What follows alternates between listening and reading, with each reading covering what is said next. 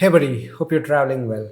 Last 2 weeks we've been exploring Niti, and this week let's venture out into another spot that's gaining a lot of activity recently, Timmersain Mahadev.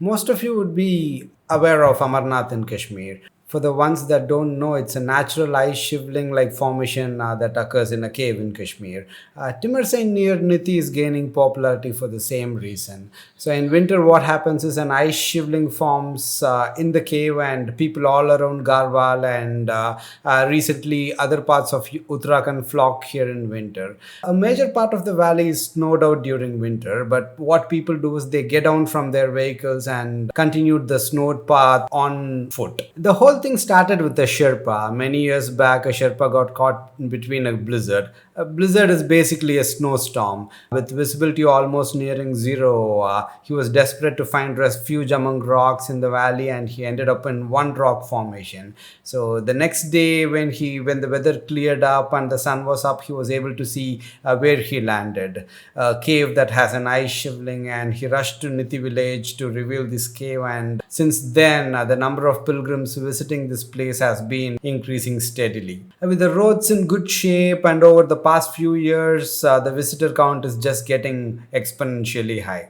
Timbersain cave is just around Niti. If you start from Niti, you have to come back a kilometers towards Gamshali. Around a kilometer from the Niti village towards Gamshali, you will see an iron bridge and prayer flags on the left, and a trail goes up. The cave is a short 1 to 1.5 kilometer hike from the bridge, and the trail is well marked, so you won't get lost anywhere. Every temple has a legend behind it, and Timmersain is no exception. There are many stories that precede Timmersain, but the most widely believed story goes like this. Shiva meditates in the high Himalayas for thousands of years, and after his penance, when he descends, he happens to pass through this valley.